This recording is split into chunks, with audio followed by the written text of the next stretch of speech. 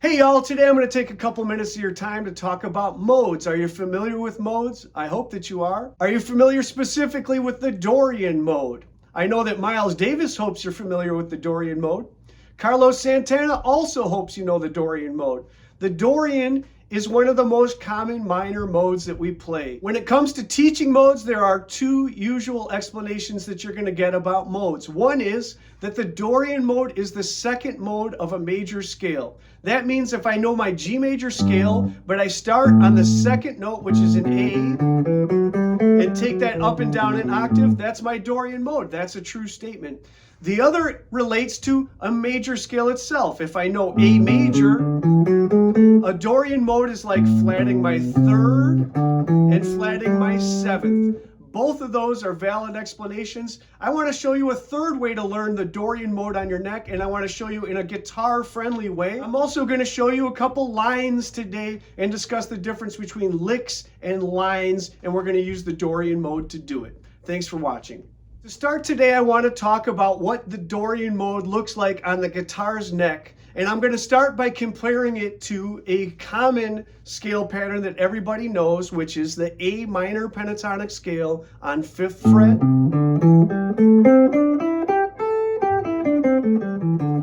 This 2-octave scale starts on the root note, which is why I think that this pattern is the most pervasive of the pentatonic patterns.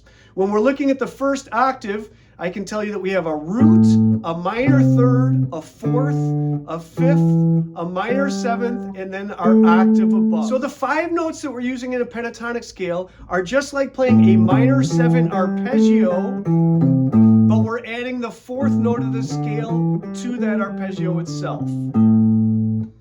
If you think of a pentatonic scale as being a skeleton, what I want to do is show you what you would add to that skeleton to create the Dorian mode and why it's important to at least visualize those on the neck itself. Once again, if I'm starting with the pentatonic pattern, the first note that I'm adding to that is the second note of the scale.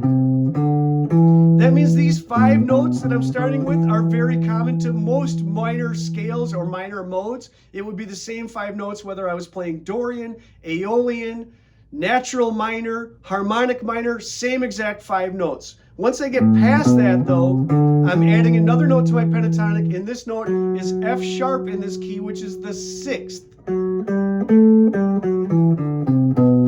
So once again, my skeleton is the 5 notes of the pentatonic. I'm fleshing it out by adding notes of the Dorian, specifically the second note of the scale and the 6th note. The second again here, and the 6th again here. That takes me through 2 octaves of the scale. In this case, if I wanted to play a 9th element off of my root note A on the 4th string, that would take me all the way to B on the 7th fret.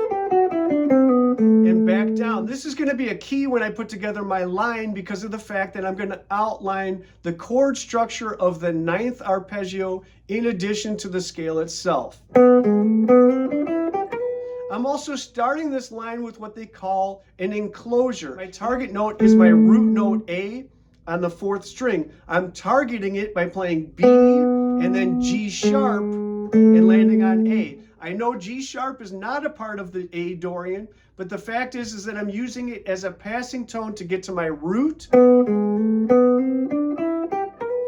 then I'm going to play 5 notes of the scale going into an arpeggio from there. To demonstrate me working with this loop using the Dorian mode, I'm going to start literally by playing just the scale up to the 9th, up and down, something like this.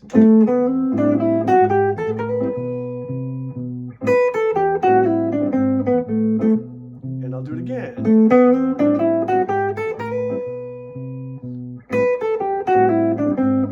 Then down a whole step to G.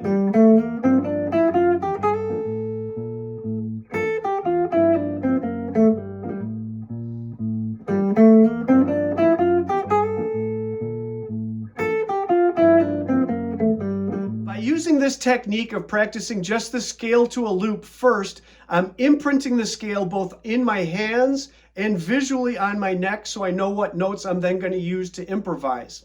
When I'm going to add a line to that, my suggestion is that you take the line and play it clean until you can get it smooth to the loop before you start adding embellishments. For my final video today on the A Dorian, I'm going to play just the line along with the loop, and then I'll add a couple embellishments on it just to give you an example of how that's going to sound.